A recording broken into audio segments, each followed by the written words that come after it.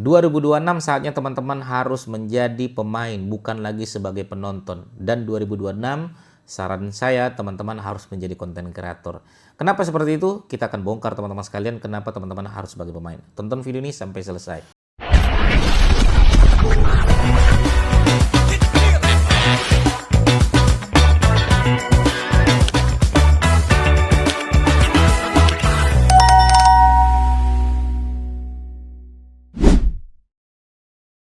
Oke ya, teman-teman sekalian, ada beberapa hal yang menarik menurut saya ya. Saya berani menjamin untuk teman-teman yang berani bermain di tahun 2026 ini dan tidak mau menjadi penonton lagi, saya berani menjamin teman-teman coba untuk bikin konten di tahun 2026 ini.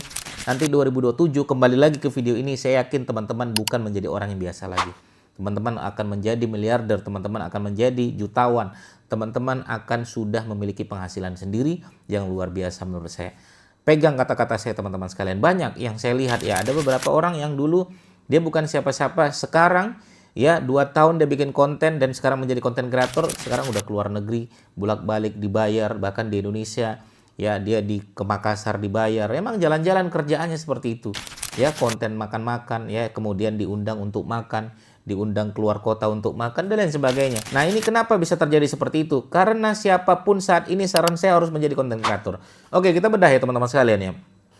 Pertama, ya 2026 ini berubah atau mati, itu prinsip utama kita teman-teman sekalian.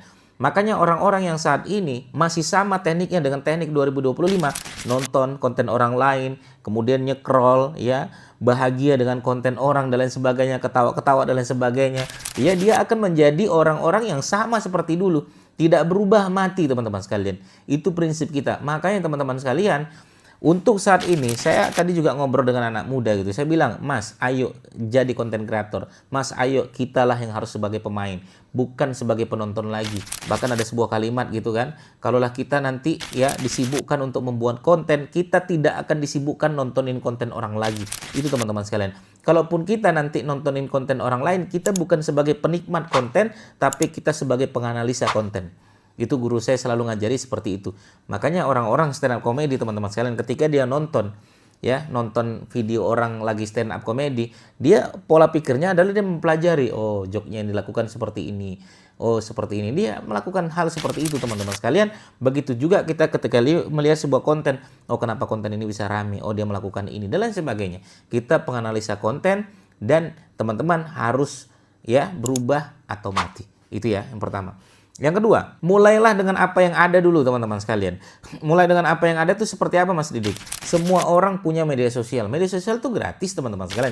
Instagram gratis, YouTube gratis, TikTok gratis, ya, Thread juga gratis, ya, YouTube gratis dan lain sebagainya. Itu momen kita untuk mulailah dengan apa yang ada.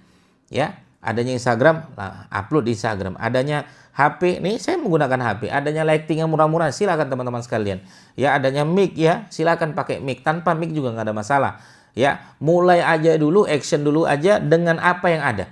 Kenapa? Karena saya itu terus terang ya teman-teman sekalian. Ada beberapa murid-murid saya, ya, di mana dia selalu pengen perfect dulu baru memulai. Ya, akhirnya dia belilah di situ kamera yang bagus. Mas, saya udah beli kamera yang bagus. Mas, saya sudah desain ruangan saya nih untuk bikin konten. Mas, saya sudah beli mic saya yang bagus, yang mahal. Mas, saya sudah beli lighting saya yang mahal. Mas, saya sudah beli ya meja untuk bikin konten saya. Oke, sudah rapi. Silakanlah bikin konten. Cuman 2 minggu saja teman-teman sekalian. Semangatnya hilang gitu kan. Nah, ini ya. Makanya saya jangan dulu ke sana teman-teman. Fokuslah apa yang ada dulu. Ya, fokuslah apa yang ada dulu. Oke, itu yang kedua teman-teman sekalian. Nah, yang ketiga, yang perlu teman-teman pahami adalah yang ketiga ini adalah teman-teman harus bisa memutuskan mau bikin konten apa, niche apa, tema apa. Ini teman-teman harus tentukan. Nah, kalau untuk pemula gimana ya Mas Didik? Saya bingung, saya mau bahas apa. Saran saya teman-teman aktivitas sehari-hari bahas aja udah. Kalau saya kebetulan aktivitas sehari-hari saya adalah bahas SEO, ngomongin SEO, digital marketing, depan laptop, ya meeting dan lain sebagainya. Itulah yang saya jadikan konten. Atau teman-teman sibuk masak, jadikan konten memasak. Sibuk ngantarin anak sekolah, jadikan konten sibuk ngantarin anak sekolah. Jadikan konten saya adalah konten nge-gym, ya konten nge-gym silahkan teman-teman sekalian. Tapi saya sibuk ngaji Mas Didik, lebih bagus lagi niche adalah niche ngaji. Pokoknya satu channel, satu niche, satu tema. Itu yang harus teman-teman tekankan. Oke, itu yang ketiga. Yang keempat, nih penting banget nih. Yang keempat nih poin utama nih. Harapan saya teman-teman harus belajar namanya komitmen konsisten. Nah, komitmen konsisten ini emang berat-berat teman-teman sekalian. Makanya istiqomah itu emang pahala surga. Makanya amalan sedikit yang istiqomah itu jauh lebih baik daripada amalan besar tapi tidak istiqomah. Sama. Saran saya teman-teman sekalian, yang tidak bisa ditiru oleh kompetitor saat ini adalah istiqomah. Konten bikin rutin. Nah ini, ya istiqomah. Teman-teman harus membangun sebuah konten tersebut setiap hari. Ya, harus begitu, nggak ada masalah. Makanya, ya mungkin teman-teman nanti ada video bagus ya. Ya, nanti tonton aja tuh. Ada beberapa orang yang memberikan statement luar biasa. Siapa yang bisa komitmen konsisten bikin konten setiap hari, maka keuangannya dia akan aman. Ya, ini kalimatnya bagus nih. Ya, nanti bisa kita share mungkin di sini ya teman-teman sekalian ya. Ini bagus sekali. Saya juga waktu mendengar kalimat itu luar biasa. Keajaiban itu datang semua teman-teman sekalian. Mau sampai kapan kita sebagai penonton? Ya, ya terserah teman-teman sekalian. Kalau mau jadi penonton ya silakan. Kalau pengen sebagai penikmat konten ya silakan. Nanti kita yang kaya, nanti orang-orang yang bikin konten terus yang kaya. Haruslah kita justru yang besok harus sebagai pemain, bukan sekedar penonton lagi. Capek ya Mas Didik, emang capek. Ya, tapi bagi saya lebih capek kita kalau kita kerja di luar, lebih capek kita kalau kerja hujan-hujanan, panas-panasan. Mending nyalakan kamera, teman-teman bikin konten. Itu yang keempat, komitmen konsisten. Nah yang kelima teman-teman sekalian, coba teman-teman carilah mentor, carilah guru yang baik. Agar apa? Agar kita ke depan tahu kita arahnya kemana. Guru yang mengajarkan kita, guru yang mengarahkan kita, guru yang tahu zoom out kita tuh tahu dia. Lu kalau terus mati, ada jurang. Itu guru-guru tuh tahu teman-teman sekalian. Tapi carilah guru yang tepat. Carilah guru yang emang sudah terbukti. Carilah emang guru yang emang setiap hari ngomongin itu. Jangan sembarangan nyari guru juga. Nah, itu bahaya juga teman-teman sekalian.